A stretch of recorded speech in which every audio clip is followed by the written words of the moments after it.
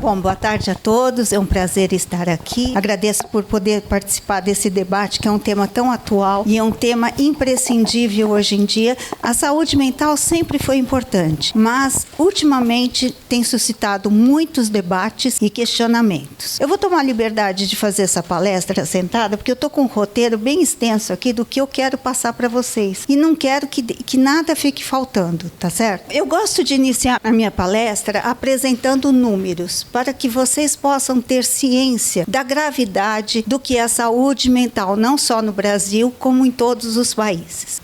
Segundo a Organização Mundial de Saúde, a ansiedade e a depressão impactaram a economia global em 12 trilhões de dólares em perda de produtividade atual. Bom, é um número assustador. Mas não paramos por aí, não vamos só falar da economia global. Segundo dados recentes do Ministério da Previdência Social, somente em 2024, nós tivemos 470 mil afastamentos por doença mental. Um número que aumentou significativamente em relação aos anos anteriores. Para vocês terem uma ideia, aumentou 68% em relação aos anos anteriores. E por que esses números aumentaram muito? Será que foi a pandemia que causou esse impacto tão relevante da saúde mental? Veja bem, o problema da saúde mental nós sempre tivemos, só que agora está sendo mais discutido. Muito se pensou que com a pandemia, as pessoas ficando em casa, trabalhando home office, sem o estresse de acordar cedo, sem pegar trânsito, sem enfrentar problemas de segurança, que nós iríamos viver numa era de tranquilidade emocional. Mas os dados, mais uma vez, curiosamente, demonstram que os números só aumentaram. E por que será que os números aumentaram com a pandemia? Porque as pessoas se viram em casa tendo que conciliar escola, trabalho e a sociabilidade familiar. Isso foi muito complicado. Eu mesma posso falar por experiência própria que trabalhando com meu marido em casa, eu emagreci bastante. E nós temos por conta dele, porque ele fala tanto que eu fiquei estressada, foi pesado. Isso porque nós temos uma estrutura, um espaço bom em casa. Então imagine aquelas pessoas que moram num espaço pequeno, que tem vários filhos estudando e que às vezes pode ter até uma pessoa da família desempregada. Então isso foi um caos total. O número aumentou muito.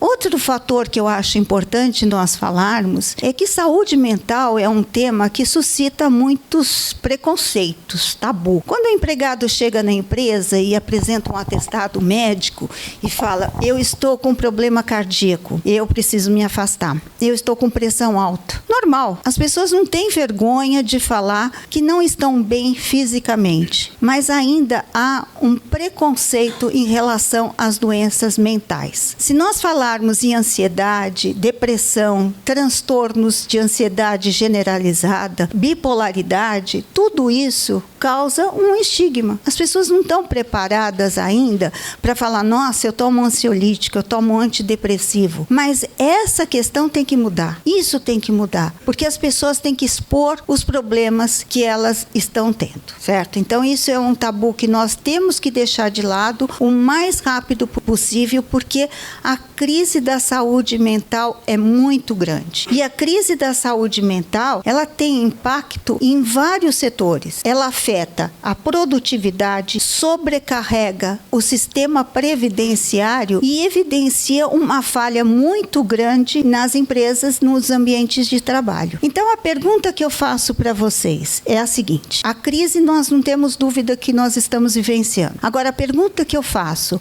as empresas de vocês estão preparadas para implementar as novas regras previstas na NR1, ou não estão preparadas, ou vocês não pensaram ainda com o assunto? Estão contando com uma prorrogação? A maioria está contando com uma prorrogação. Então é melhor nós pensarmos que dia 26 de maio ela efetivamente vai entrar em vigor e os auditores fiscais vão poder atuar nas empresas. Mas feita essa pergunta, o que essa norma regulamentadora trouxe de inovação? Porque essa norma já existe desde 1978. Na verdade, o que ocorreu é que essa norma, essa NR1, que é mãe de todas as normas, ela passou a constar expressamente que os riscos psicossociais devem ser observados. Bom, mas o que é risco psicossocial? Falamos tanto de saúde mental, risco psicossocial, o que é isso? Os riscos psicossociais são condições de trabalho que afetam a saúde da pessoa. Como exemplo, eu posso citar, são apenas alguns exemplos: carga excessiva de trabalho, jornada extenuante,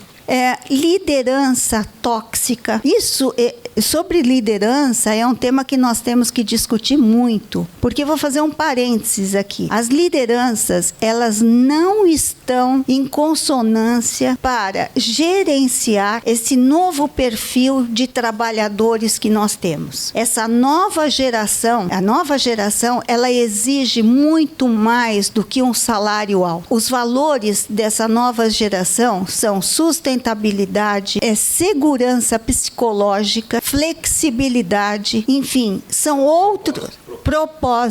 Principal propósito. Então, os anseios dos trabalhadores estão mudando. E outra questão relevante é que em muitas empresas também a liderança tem que conviver com 5 gerações. Então, cada geração tem alguma diferença. Tem muitas diferenças. Então, o líder, ele precisa ser muito treinado. Outra questão que é importante nós avaliarmos é se aquele ambiente de trabalho ele está adequado, as equipes estão bem dimensionadas. Então, são uma série de fatores que têm que ser levados em consideração. E dependendo da organização, os fatores psicossociais podem mudar muito. Um exemplo disso é que, recentemente, saiu uma decisão do Poder Judiciário de Maceió, condenando um colégio, tá certo? Porque uma professora ajuizou uma ação dizendo que, em razão do ambiente de trabalho, ela adquiriu uma doença profissional, uma depressão, um transtorno de ansiedade generalizada, e com isso ela pleiteou estabilidade, indenizações, enfim. E o colégio foi condenado. A atividade de docente é uma atividade de grande risco psicossocial. Mas nós não podemos levar em consideração essa...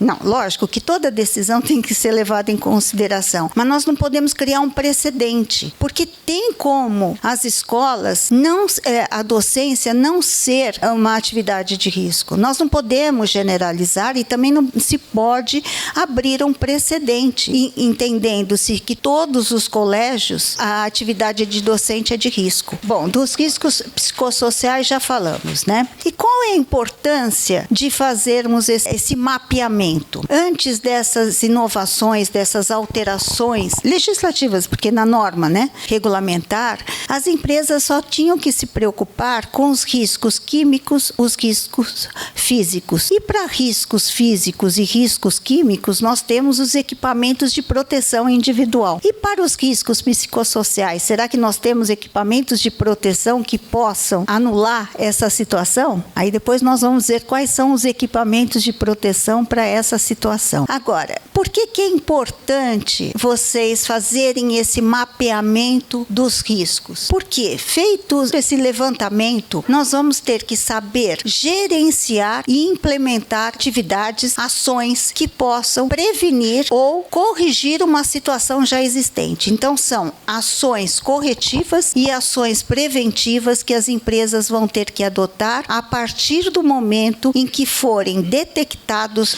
avaliados os riscos psicossociais. E é importante falar aqui que os trabalhadores, eles têm que ser chamados, ouvidos, porque somente eles sabem quais são os problemas que estão afetando a saúde do trabalhador naquele departamento, naquele setor. Então, os trabalhadores têm que ser ouvidos. Agora eu falo, bom, só trouxemos problemas até aqui, né? Tem que implementar a regra. E se não implementar, quais são as consequências jurídicas, que aqui é o tema tema importante dessa palestra. Quais as consequências jurídicas para as empresas que não implementarem as regras previstas na NR1? E as consequências são: se a doença profissional, se ficar provado que a doença profissional ela tem nexo de causalidade com o trabalho e as condições da empresa, as empresas vão ter um grande passivo trabalhista. Não é só, nós não devemos nos preocupar somente com passivo trabalhista. Vai haver uma queda de produtividade, aquele número da Organização Mundial de Saúde vai aumentar cada vez mais e vai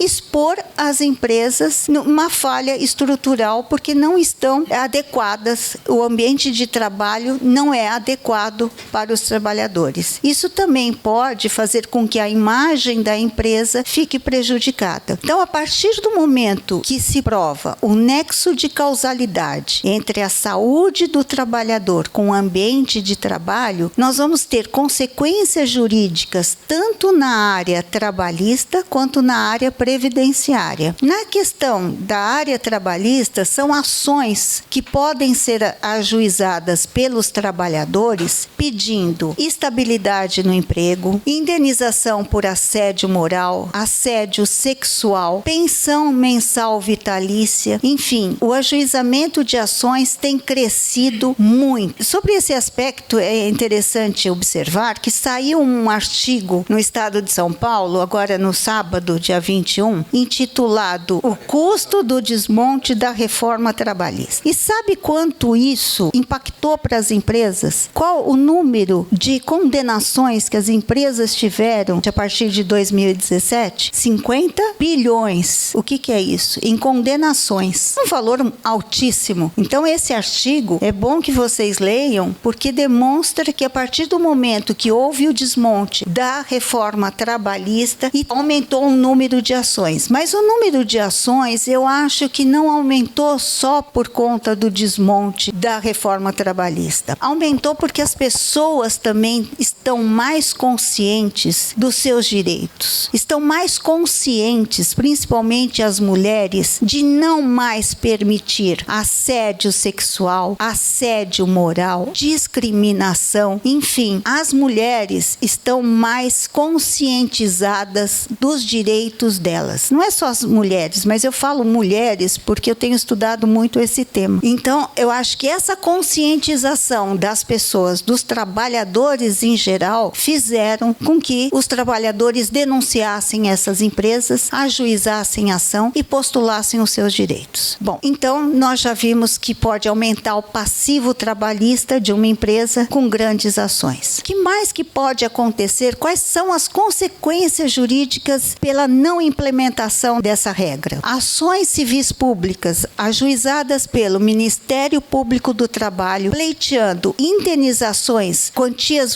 vultuosas a título de indenização por dano moral. Outra consequência, autuação pelos auditores fiscais. Os auditores fiscais, eles vão na empresa de vocês e vão verificar se vocês estão cumprindo com a legislação trabalhista. Caso não estejam cumprindo com a legislação trabalhista, vão autuar as empresas. Então, a questão é muito séria na área trabalhista. E na área previdenciária? Não é minha especialidade, mas eu vou falar por cima quais são os impactos da não aplicação, da não observância da NR1 no direito previdenciário. O que pode acontecer? Pode acontecer de o INSS, o Instituto Nacional de Seguridade, ajuizar ações regressivas contra as empresas, porque o INSS ele é responsável pelo pagamento dos benefícios das pensões. Se o INSS detectar que aquela doença profissional foi adquirida na empresa e por negligência da empresa, vai ingressar com ações regressivas contra as empresas. E aí a quantia a ser despendida será muito maior do que os senhores imaginam. Outra questão, vai haver um aumento aumento significativo do fator acidentário previdenciário, do FAT. Vai aumentar a sinistralidade das empresas. Enfim, tem impactos gigantescos para toda a sociedade. Na saúde do trabalhador, na sociedade como um todo e para as empresas, que aqui nós estamos tratando do tema. Mas aí, só trouxe problemas. E agora? Então, vamos conviver com um passivo trabalhista, um passivo previdenciário. E agora, o que podemos fazer? Tem que ter solução, né? Tem. E as soluções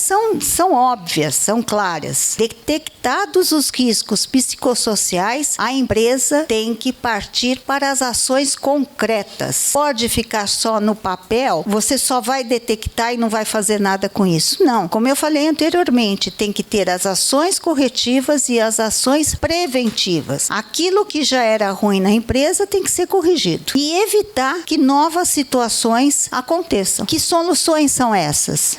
Treinamentos, educação, conscientização. É isso que as empresas têm que fazer. Tem que conscientizar as pessoas, conscientizar a liderança. Muitas coisas que nós falamos atualmente e que nós falávamos no passado não é mais permitido. Por exemplo, vocês não cantavam aquela marchinha, Olha a Cabeleira do Zezé, será que ele é? Eu posso cantar essa marchinha hoje em dia? Não posso. Homofobia, não posso. Eu posso falar criado mudo? Não posso mais. Então, o nosso vocabulário vai ter que ser adaptado. Então, como que nós vamos adaptar o nosso vocabulário? A educação, a conscientização, porque as pessoas mais velhas talvez não saibam que aquilo que ela está falando é uma discriminação. Nós temos vários tipos de discriminação. Discriminação salarial, discriminação por raça, por cor, até com problemas com deficientes. Então, nós temos uma série de fatores que impactam. Então, nós vamos ter que dar treinamento para a liderança, para que essa liderança, ela se humanize e elas passem a conhecer os problemas, enfrentar esses novos problemas que está fazendo com que os trabalhadores tenham a sua saúde mental debilitada. Além de treinamentos, o que pode ser feito para se evitar essa situação? Guias informativos. A própria Justiça do Trabalho já fez um guia para os servidores públicos, demonstrando o que tem que ser feito no serviço público para minimizar esses danos que estão sendo causados aos trabalhadores. E aqui eu faço um parênteses para explicar melhor essa situação. Por que foi feito esse guia pela Justiça do Trabalho? Porque no serviço público, que os trabalhadores têm estabilidade no emprego, eles ficam mais propensos a permanecerem numa situação de risco, de assédio, por muito mais tempo. Por quê? Eles têm estabilidade, então eles não querem perder aquele salário que eles têm. Então eles vão adoecendo porque eles não denunciam essas questões que estão fazendo mal para os trabalhadores. Já para as empresas privadas é muito melhor, porque como os trabalhadores não têm estabilidade no emprego, fica mais fácil denunciar estas questões. Então, foram feitos guias, a Justiça do Trabalho elaborou, está disponível para todos. E outro guia que eu achei muito interessante é que foi feito pela multinacional Johnson & Johnson. E lá demonstra quais são os passos para implementação dessa ANR1. Então, o que eu falei, como solucionar essa questão? Treinamentos, guias, que mais que pode ser feito? Conscientização do que caracteriza o assédio moral. Porque é o que eu falei, hoje em dia, as pessoas não se sujeitam mais a pressões, metas abusivas. Então, nós vamos treinar a liderança para que seja uma liderança humanizada. Isso é muito importante para as empresas. Então, além dos treinamentos, dos guias para conscientização, também é importante que as empresas façam os exames periódicos. Os exames periódicos devem ser feitos, inclusive, para detectar se no curso da relação de emprego o trabalhador está passando por alguma situação. Tem que ter os canais de denúncia.